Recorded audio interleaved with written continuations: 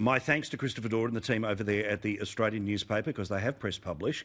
And there is a very interesting story about the Queensland election that I want to talk about here. According to a Newspoll which has dropped this evening, there's no doubt about who the preferred Premier is, but about who's going to win the election. If there was one held now, according to this poll, it would be the LNP that would unseat the government. As you can see, 2.2 has flipped in favour of the LNP up to 51-49. Let's look at the primary vote that is in this as well. Important to note that we don't have a breakdown of things like where One Nation might sit in this, and Palmer, who presumably will be part of it, and obviously the Greens as well, given our previous conversation. But a 4 and a bit point surge for the LNP. At the election, they got 33%. They're now up to 38%. Remember, I think it's just a 1 or 2 seat majority for Annastacia Palaszczuk, so this is a big change. Labor, a big drop from, I think, 35 and a bit to now 34.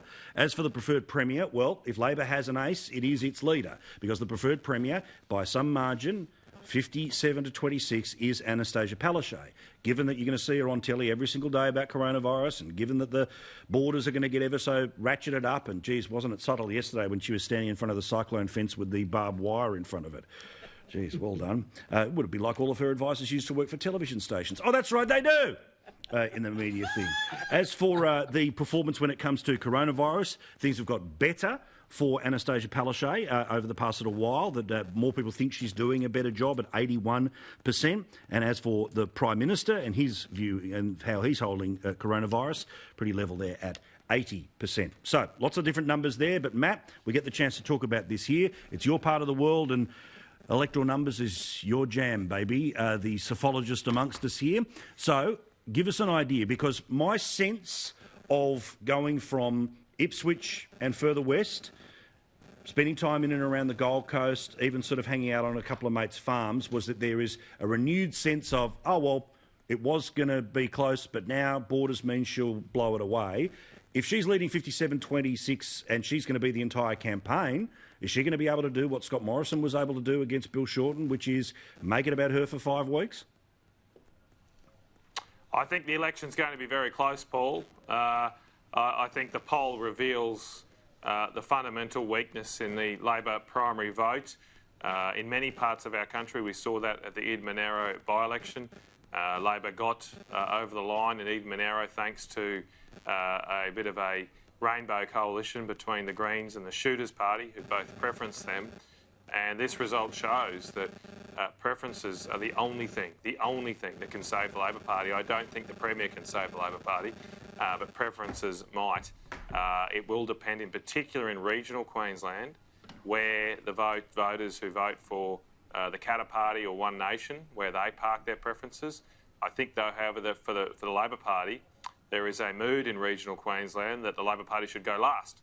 They should go last because they are refusing to approve things like the new Acland Coal Mine, holding up jobs in regional Queensland. They should go last because they've introduced a bunch of extra regulations on our farmers in the Great Barrier Reef catchment areas, which this week at a Senate inquiry revealed that the Queensland government's own figures showed that those regulations would cost farmers $38,000 on average. Each farmer, $38,000. No compensation given, just whacked onto them to appease the greenies. For these reasons, I think the Labor Party are in a lot of trouble. I don't think coronavirus will save Annastacia Palaszczuk, because she's done her job. People think she's done her job, but they actually want to know what's going to happen for the next 4 years. And they haven't been too impressed with the record of this government over the last 6. Well, also, don't forget, if you are out of that southeast, where obviously the seats around Townsville that might be able to flip here and change the overall mix here, you had to live with Brisbane-style restrictions when there was no virus around at all. So your experience with it was being tied down when nothing was about. So there's no upside that might be the bounce out of the southeast. That's an excellent point, Paul. Yeah. It hasn't quite, the coronavirus, I suppose, both from a health perspective and also from an economic one, hasn't quite aligned as it has in the rest of the country. We haven't had the threat, so haven't quite had the scare of the health issue, but have had a lot of the costs and restrictions imposed upon us. On top of all the other regulations, the green tape and regulations put on us by this state government. So I think they're in a lot of trouble. They have a lot of seats in North and Central Queensland, the Labor Party. They don't hold any at the federal level.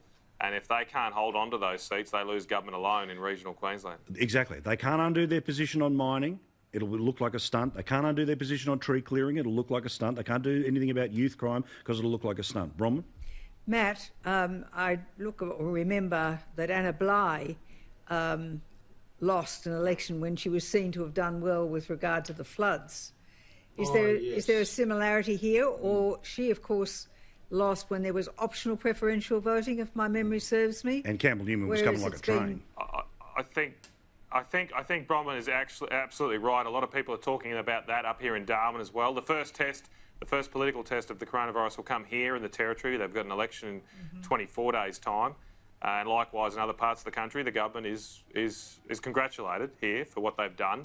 But it has been a government that's racked up $6.4 billion in debt. They're broke. That has proceeded, that has presided over the only state or territory in the country that's had jobs growth go backwards. There's 11,000 fewer people employed in the Northern Territory than was 4 years ago. Population is going backwards. And this will be, I think, a bit of a hint, because you're absolutely right, Bronwyn. When Cyclone Yasi hit, when the Toowoomba and Brisbane floods hit, Anna Bligh was applauded up and down Queensland. She was a hero and she did very well during that crisis. But less than a year later, people remembered the full term of her government, not just the natural disasters over the previous year. And she didn't just lose that election, she was absolutely walloped.